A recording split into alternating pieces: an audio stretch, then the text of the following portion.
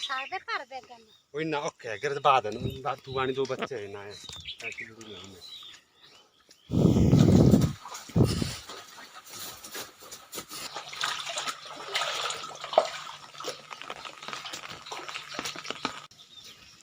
तो स्वागत है आपका मेरे YouTube चैनल वनीता विशाल में। तो ये था सुबह का टाइम और मैं अभी उठी थी सो के। तो ये टाइम ना भी हुआ था कुछ 8 बजे का। सो के क्या मतलब मैं ना रूम में ऐसे बैठे रही क्योंकि बारिश ना सुबह 2-3 बजे से कंटिन्यू हो रही थी और शाम के ना 4 बजे तक ऐसे बारिश हो रही थी, 1 सेकंड के लिए भी नहीं रुकी। और यहाँ पे भी इतना सारा पानी सा इकट्ठा हो गया था और बारिश की वजह से ना फिर मतलब वो ज़्यादा काम भी नहीं था और खाना वगैरह बना लिया था मम्मी ने। तो मैं थी फिर थोड़ी सी फ्री और अभी मैं घूम रही थी ऐसे घर के चारों तरफ देखने के लिए। और यहाँ पे मैं बना रही थी फिर बेडू के लिए शेक। तो इसमें ना ऐसे 3-4 प्रकार का आटा रखा होता मिक्स करके और फिर नमक और पानी के साथ ना मिक्स करके उसको देते सुबह शाम पीने के लिए। तो मैंने उसको अपनी सिस्टर के घर से ले आई थी जब वो ना मेरे ख्याल 10-11 दिन का था। और उस टाइम तो फिर दूध देते थे उसको तीनों टाइम। फिर 1 महीने के अंदर उसने ना घास वगैरह खाना शुरू कर दिया था। तो उसके बाद भी फिर हमने 2.5 महीने तक उसको दूध दिया था, फिर दूध उसके बाद कर दिया था बंद। और फिर ये ना मिक्सर सा तैयार करके रखा हुआ था और इसमें ना चने का आटा, जौ का आटा और गेहूँ का आटा और मक्की का आटा, तो ये चीज़ें मिक्स करके रखी हुई है। तो ये ना दूध से ज़्यादा हेल्दी रहती है उसके लिए। और यहाँ पे भी पानी हो गया था इतना सारा इकट्ठा।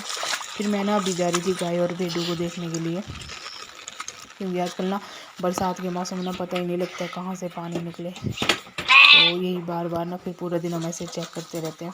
तो गाय के बैठने की जगह तो सूखी थी, पर जहाँ पे मैंने बेडू को बांधा ना वहाँ ना छत से थोड़ा थोड़ा पानी निकल रहा था। और फिर मैंने इसको बांध दिया था सूखी सी जगह पे। यहाँ पे मैंने कर दी थी सफाई और इसको बांध के फिर दोनों को दे दिया था घास वगैरह। और मैं फिर से आ गई थी ऐसे नलके वाले साइड, यहाँ पे थोड़ी देर फिर से घूमने। यहाँ पे ना ऐसे कोहरा सा छाया हुआ है और बोलते हैं कि जितना ज़्यादा कोहरा होगा ना उतनी ज़्यादा बारिश होगी। तो इसके बाद मैं नहा धो के हो गई थी फ्री। फिर मैंने खाना खुना खा लिया था और खाना खाने के बाद मैं लग गई थी अपना ये काम करने। इसको बोलते हैं खड्डी। इसमें बुनती हूँ मैं बॉर्डर शॉल का, टोपी का बॉर्डर भी होता है। तो जो कुल्बी शॉल होती है ना उसकी दोनों साइड जो पट्टी लगी होती है ना, तो उसको बोलते हैं बॉर्डर। तो यही मैं बनाती हूँ अपने फ्री टाइम में। तो यहाँ पे ना मैक्सिमम लेडीज़ यही काम करती है, या तो बॉर्डर बनाएंगे या तो टोपी का या कुछ पट्टू बनाएगी या कुछ शॉल वगैरह बुनती है। तो इनको बना के ना जो शॉल वाली इंडस्ट्री होती है ना वहाँ पे जाके बेच देते हैं फिर। और इसको बोल सकते हैं साइड इनकम, जैसे जब भी फ्री टाइम हो तो उसको बैठ के बुन लेते हैं। तो ये मैं ला रही थी अपने लिए बैठने को सिरहाना, क्योंकि काफ़ी देर तक बुनती रहूँगी ना तो पीठ में फिर दर्द सी होने लग जाती है। तो और ये मेरी फेवरेट जगह, मैं हमेशा यहीं पे बैठ जाती हूँ जब कभी मतलब रेस्ट करना हो या फ्री टाइम हो और कभी जैसे बॉर्डर वगैरह बुनना हो। एक तो ना यहाँ से लाइट मतलब अच्छी से आती है और खिड़की खोल के ना ऐसी ठंडी सी हवा भी आती रहती है और सामने ऐसे व्यू भी बहुत सुंदर सा है। और यहाँ पे ना सामने सेब का पेड़ है और इसके साथ ना छोटा सा जापानी का पेड़ है। तो फिर ना मैंने 2-2.5 घंटे तक यहाँ पे बैठ के बॉर्डर बुना था और उसके बाद किया था मैंने रेस्ट करने के बाद फिर हो गई थी शाम और फिर लग गई थी मैं खाना बनाने। तो ये बनाई थी काठू की सब्ज़ी। तो ये ना जंगली सब्ज़ी है और ये जो दिखा रही हूँ ना इसको बोलते हैं हम अपनी लैंग्वेज में टाला। ये है चूल्हा मिट्टी वाला। तो ये ना साइड ऐसे स्लेट सा करके रखा हुआ है ताकि जो चूल्हे का धुआं है ना वो बाहर जा सके आराम से और चूल्हे के ऊपर ना लाइट भी पड़े। तो जो सब्ज़ी मैं बता रही थी ना इसको बोलते हैं काठू, जंगली सब्ज़ी। तो जंगलों में मिलती है। ऐसे छोटे छोटे तन्ने होते हैं ना पतले से, और इसके ऊपर ना ऐसे 1-2 पत्ते से लगे होते हैं जैसे दिल आकार के।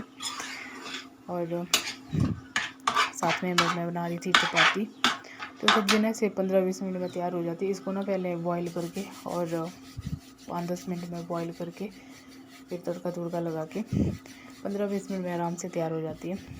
फिर मैं लगी थी रोटियां वगैरह बनाने और यहाँ पे मैंने रोटी राटी बना के कर ली थी तैयार। और साथ में मेरी सब्ज़ी भी हो गई थी तैयार। तो ये ना जो मैं बोल रही थी इसको हम टाला बोलते हैं। तो इसकी दोनों साइड में से छोटी छोटी खिड़कियाँ हैं। तो एक खिड़की से तो मेरा गांव दिख जाता है और दूसरी से ना ऐसे सामने वाले पहाड़ वगैरह दिखते हैं।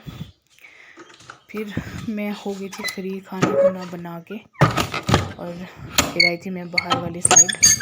तो अभी ना ऐसी तेज़ धूप निकली हुई थी क्योंकि शाम के टाइम ना जो सूरज है ना वो हमारे गांव के ना जो सामने वाले पहाड़ है ना उस साइड मतलब आ जाता है। तो फिर ना शाम ऐसे फ्रंट साइड से ना पूरी धूप ऐसे पड़ जाती है।